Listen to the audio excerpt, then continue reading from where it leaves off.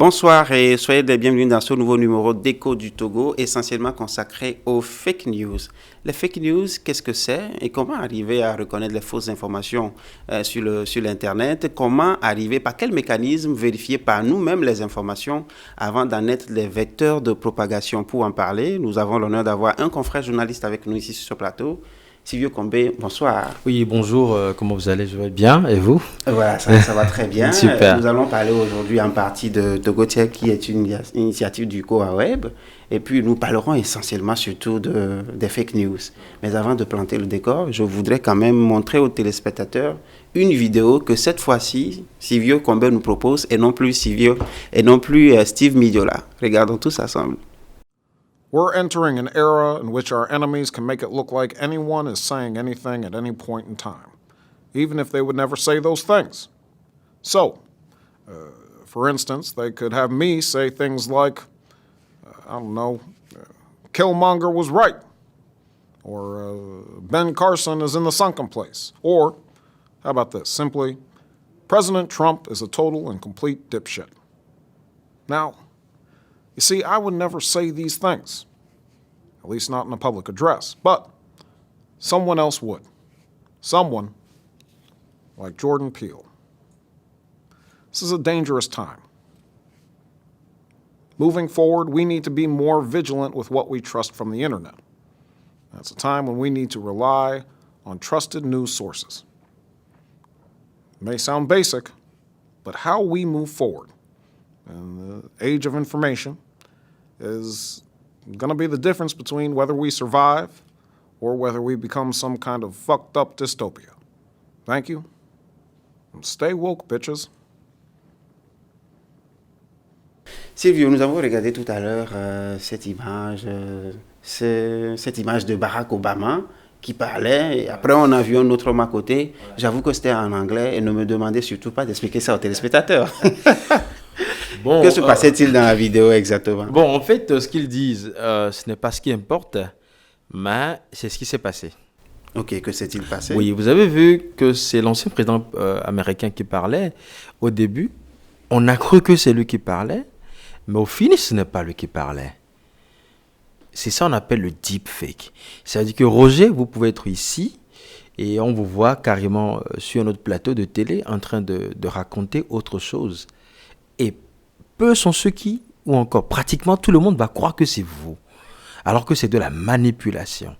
Avant, on croyait que les fausses informations, c'est juste du test, et même de la photo. Et quand vous partagez ou vous regardez sur des sites internet ou bien sur certaines plateformes, des gens vous disent « Non, c'est faux, c'est du montage, photomontage, photomontage. » Mais les gens ont dépassé photomontage. Maintenant, c'est vidéomontage. À telle enseigne que ce n'est plus juste le cadre ou le décor dans lequel vous êtes en train de parler, mais c'est vous-même qu'on voit en train de parler.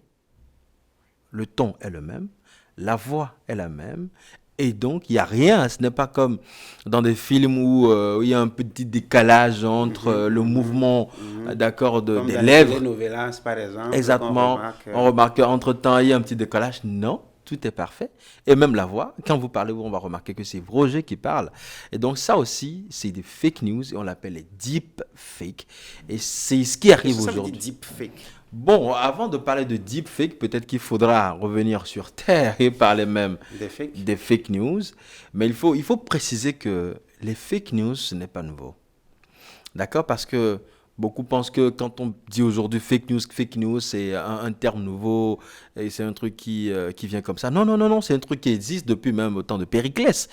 Ou même au Togo, il y a des gens qui vont vous dire mais c'est cette information, c'est moi-même, je l'ai entendu à la radio, je l'ai entendu ici, alors qu'il n'a jamais entendu ça. C'est peut-être quelqu'un qui le lui a rapporté et donc fait croire que c'est une information vraie. Alors que les fake news, en réalité, pour résumer et permettre à ce que des gens puissent comprendre, c'est en fait, disons, des informations manipulées, des informations tronquées, des informations fabriquées de toutes pièces, des fois aussi faites à dessein pour pouvoir nuire.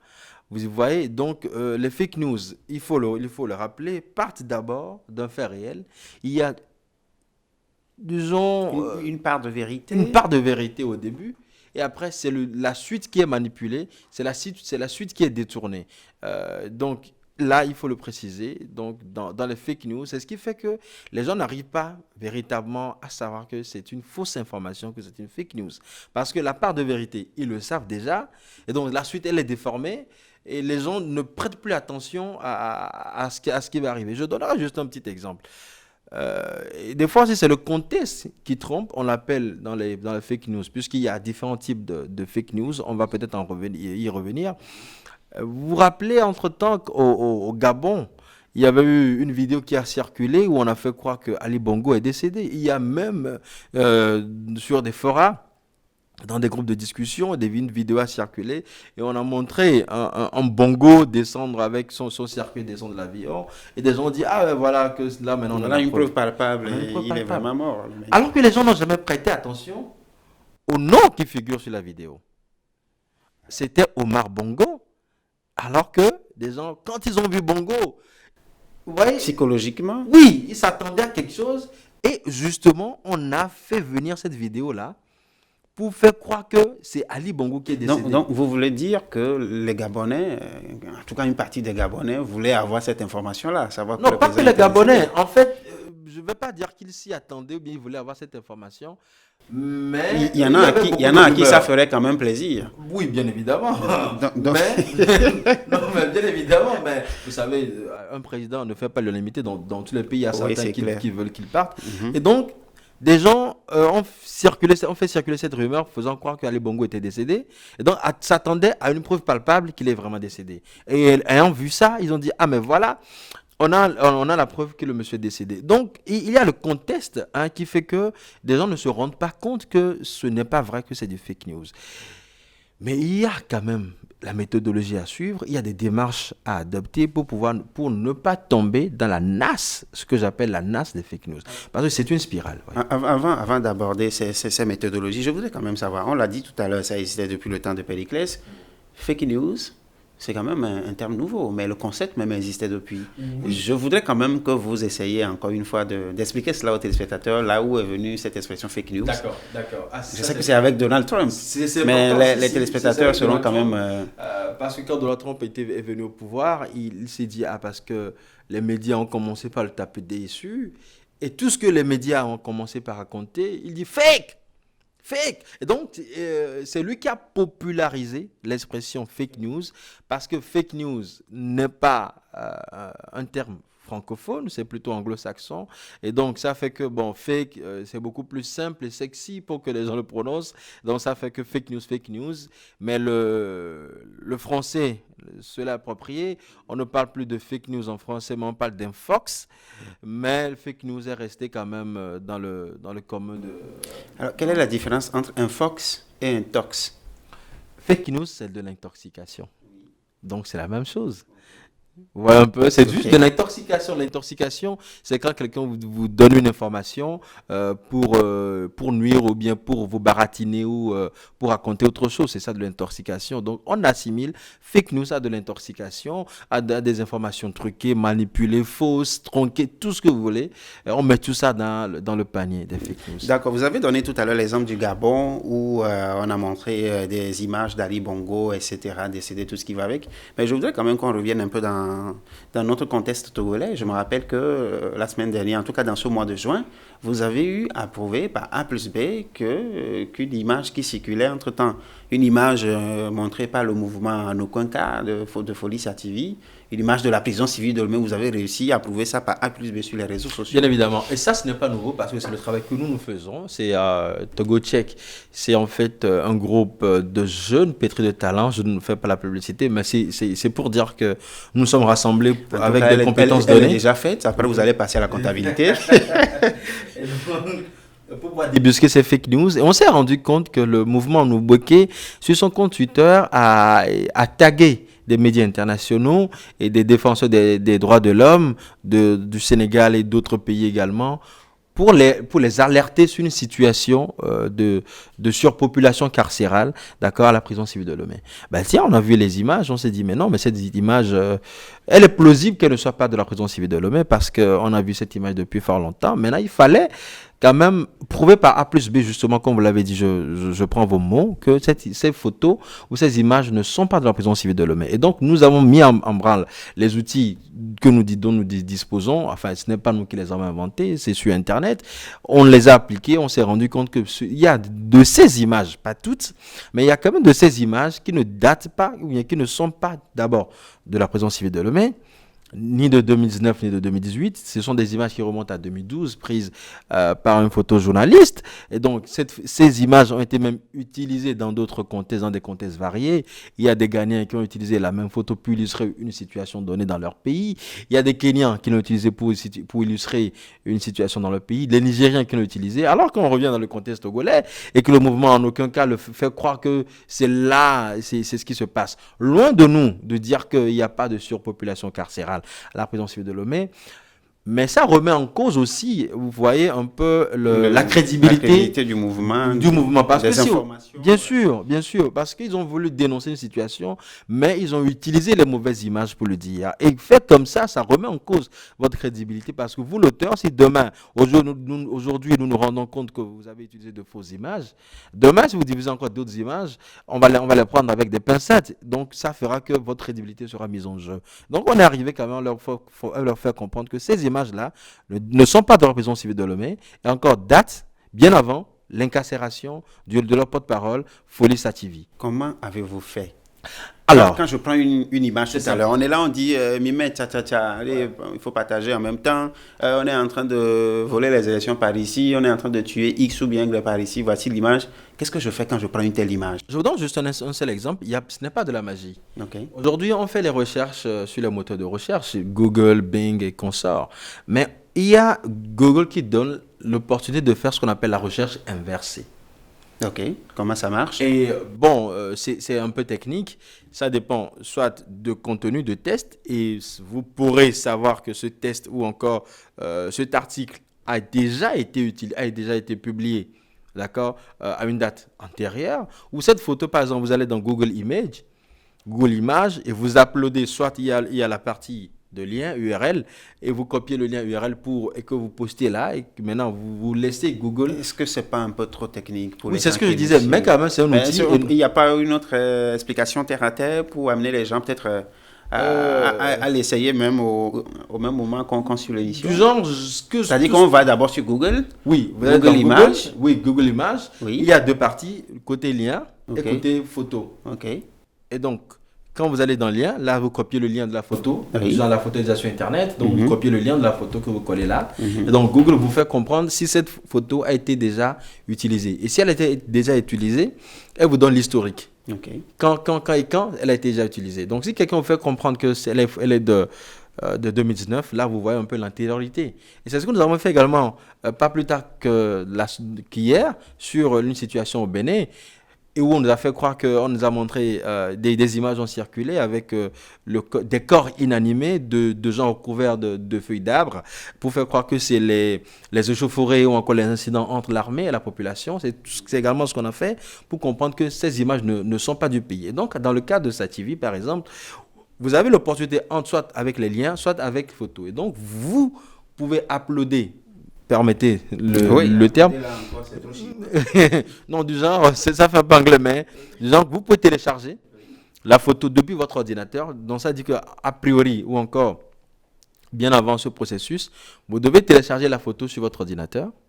Maintenant, vous ramenez la photo comme tout ce qu'on fait d'habitude quand on veut joindre une image à un contenu. Et donc, vous retéléchargez depuis votre disque dur, que vous mettez maintenant, et ça ne sera pas en ligne, ça ne sera pas visible pour tout le monde, mais ça reste sur votre interface. Et donc, vous pourrez voir si cette photo a été utilisée. Ça, c'est juste une technique basique. Et vous pourrez voir si cette photo a déjà été utilisée voilà, à une date antérieure, je veux dire, à la date dont on parle. Ça, c'est pour les images. Oui. Qu'en est-il des sites Internet? Des fois, on va sur certains sites Internet, il y a des informations qui sont données. Des fois, on vous fait même croire que c'est RFI qui a dit, ou bien c'est France Football, etc. Comment est-ce qu'on peut s'en sortir, finalement? Alors, ça vous voyez, il y a des démarches à suivre. Peut-être qu'on va revenir là-dessus, mais pour savoir la véracité ou encore l'authenticité d'un site Internet, Ce que nous ne faisons pas souvent, c'est que nous ne vérifions pas ce qu'on appelle le à propos du site. Ce site parle de quoi? Parce que nous avons des sites parodiques, des sites qui ne font que dans la parodie, qui détournent les faits, les informations réelles et qui font dans la satire. Et les gens ne savent pas que ce site, par exemple, est spécialisé dans ça. Je donne un exemple banal. Le Figaro, c'est un site d'information français. Il y a le Gorafi à côté. Ok. Il y a France Football. Il y a à côté Football France. Mais loin de là où c'est un peu d'imitation de nom, il y a d'autres sites également qui sont parodiques. Mais maintenant, à nous d'avoir cette éducation aux médias pour savoir qu'il y a des sites parodiques. Si vous ne les connaissez pas tous, parce qu'on ne peut pas tous les connaître, mais quand même, vous pourrez aller sur le à propos et le site a obligation de décliner leur identité. Quand vous allez sur le Gorafi, ils disent clairement que eux, ils ne font que diffuser des informations fausses. Donc, à vous-même si... Mais quel en a l'intérêt? Pourquoi créer un site qui ne diffuse que des informations fausses? Bon, en fait, eux, c'est de façon détournée. Et des fois, c'est juste pour amuser la galerie. Et ils sont contents d'ailleurs que leur information manipulée ait fait le tour du monde, justement. Et des fois aussi... c'est à des fins pécuniaires parce que il diffuse une information sur son site, un annonceur qui voit ça, il se dit mais attends, il y a tel nombre de partages, tel nombre de visites, donc ça fait des revenus, d'accord, pour ce site internet là. Donc et des gens le font à des fins, soit pour nuire à quelqu'un, soit pour se faire eux-mêmes plaisir, ainsi de suite, vous voyez un peu. Mais au-delà de ça, quand les gens reçoivent ces informations, il faut véritablement qu'ils puissent vérifier la source de cette information. Et cette source n'est pas qu'un site internet, cette source peut être aussi la personne qui envoie. D'où nous-mêmes notre obligation à préserver notre réputation en ligne. Si vous passez votre journée à diffuser que des fausses informations, le jour où vous allez diffuser une vraie information, je donne tout à l'heure l'exemple de Sativi ou encore du mouvement en aucun cas, le jour où ils vont diffuser une vraie information, ça va passer comme si c'est encore une fausse information. Donc, il y a d'abord notre réputation qui est aussi en jeu et les gens doivent toujours vérifier, d'accord, l'historique de cette personne-là. Est-ce que la personne passe son temps à diffuser des blagues? Si vous passez votre temps à diffuser des blagues, c'est-à-dire que vous n'êtes qu'un amuseur de galerie. Vous voyez un peu, le jour où vous allez diffuser une vraie information, on va le mettre dans le panier. Donc ça fait deux éléments. Hein? Bien sûr. Donc d'abord, on essaie de vérifier l'écriture du site, on essaie de vérifier la propos, oui. Et puis on essaie de voir le registre dans lequel... oui, et puis qui diffuse l'information. Qui diffuse l'information, oui, parce que cette information peut être diffusée par exemple sur Facebook, pas que sur un site internet. Maintenant, au-delà de ça, normalement, quand il y a une information qui est vraie, et n'importe qui prend du temps à recouper une information et qui la diffuse, se voit en droit de mettre son nom en dessous. Il y a encore de coller son nom pour qu'on sache que c'est un travail de fierté après tout, oui. Mais dans la mesure où vous ne voyez pas votre nom, déjà un nom qui suit une information, dites-vous que ça c'est faux parce que une information ne tombe pas du ciel. Voyez un peu. Et souvent aussi, il y a des erreurs, des fautes grammaticales, des fautes d'orthographe qu'on remarque dans ces tests parce que des gens font du copier-coller. Soit ils se font des tests en anglais dans un autre pays qu'ils copient et puis ils viennent coller, ils changent des noms, ou soit ils vont dans Google Traduction, ils font un peu de traduction, ce n'est pas tout le temps juste, et puis bon, ils viennent coller, et quand il y a déjà des fautes grammaticales, des fautes d'orthographe, tout cela sont des indices pour faire comprendre que ça, c'est une fake news. Mais il y a aussi des dérivés des fake news, même comme ce qu'on appelle le scam 419, ou bien ce que les Nigérians ou les Ghanais appellent le 419, oui. parce que c'est l'article de leur code pénal, le 419, qui réprimande en fait les extorsions de fonds, ces pratiques frauduleuses sur Internet. Donc ça fait qu'on a attribué le 419 à la pratique. Il y a d'autres dérivés aujourd'hui au Togo. Des gens vous appellent pour vous dire, mais écoutez, est-ce que vous avez un compte T-Money, un compte Mobile Money? Écoutez, vous venez de gagner tel montant. Donc, en attendant, envoyez-nous 200 000 parce que vous avez gagné 1 million. Et des gens, de façon naïve, croient. Parce qu'on leur fait miroiter de l'argent. Et même nos frères et sœurs qui sont ici, il y a même des gens en Europe qui le font. Bon, ils ne sont pas forcément en Europe, hein, parce qu'ils ont soit des avatars et des comptes là comme ça. Et on leur fait croire que mais je suis en Europe, donc je vais revenir te prendre pour qu'on puisse te marier ou t'épouser, on va faire la belle vie. Et tu envoies de l'argent, des gens se sont endettés parce qu'ils sont partis faire des prêts en banque, dans des microfinances. Et voilà, donc il y a plusieurs dérivés. Mais c'est un travail de longue haleine où il faut arriver quand même à faire comprendre aux gens qu'il ne faut pas systématiquement, quand vous recevez une information, le partager.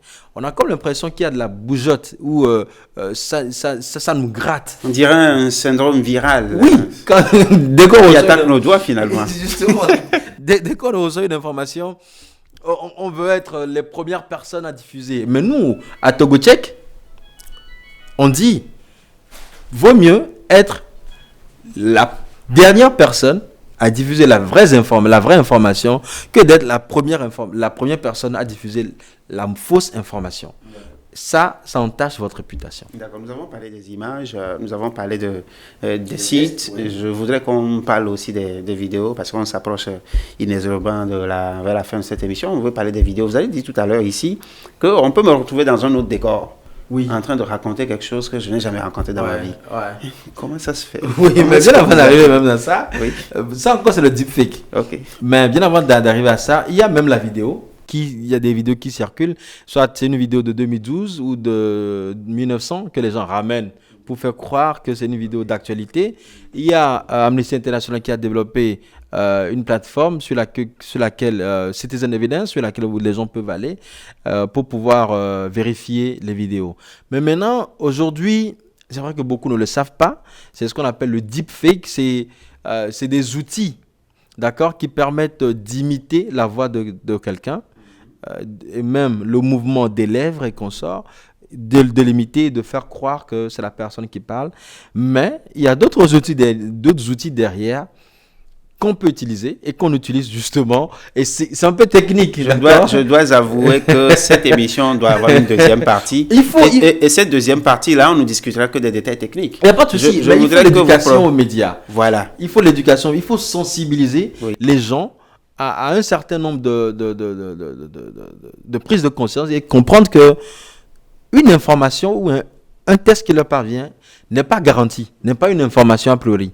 N'importe qui, avant on disait, quand tu cherches une information ou bien quand tu veux vérifier une information, va sur Internet, tu vas trouver la réponse. Mais aujourd'hui, n'importe quel kidam peut se lever et puis mettre de l'information ou bien n'importe quoi sur Internet. Donc il faut déjà que des gens, on puisse éduquer aux médias nos populations pour qu'ils puissent se rendre compte que sur Internet, il y a du vrai, mais au même moment, il y a du faux. Monsieur Silvio Combé, je voudrais vous prendre au mot, je voudrais vous piéger en direct, je voudrais que vous promettiez aux téléspectateurs que vous allez revenir ici sur les détails techniques en images. Parce que quand on dit on va applaudir, on va faire ceci, mais il faudrait applaudir à la maison avant de venir. Comme ça, on balance l'élément, les gens voient comment est-ce que vous applaudez et tout. Oui, enfin, est-ce que c'est promis? Oui, écoutez, ce n'est pas un piège. Nous, c'est notre travail. Ce sera avec plaisir de revenir. Au centre d'observation d'analyse. Même si ce n'est pas moi, ça peut être un autre collaborateur qui reviendra, ou bien on pourra être ensemble pour expliquer en détail. Et nous donnons aussi l'opportunité aux populations de nous saisir. On ne travaille pas que sur le Togo, que ce soit au Bénin, on a travaillé sur le Bénin, sur le Ghana et d'autres pays d'Afrique. Ils peuvent nous saisir pour qu'on puisse débusquer les fake news. Monsieur Silvio Combé, et ce sera votre dernier mot, n'est-ce pas? Oui, avec plaisir. Et nous invitons les populations à être toujours attentives, à ne pas tomber dans la nasse des fake news. Toujours vérifier une information avant de partager. Toujours vérifier une information avant de partager. Toujours suivre Écho du Togo. Mesdames et messieurs, à la prochaine.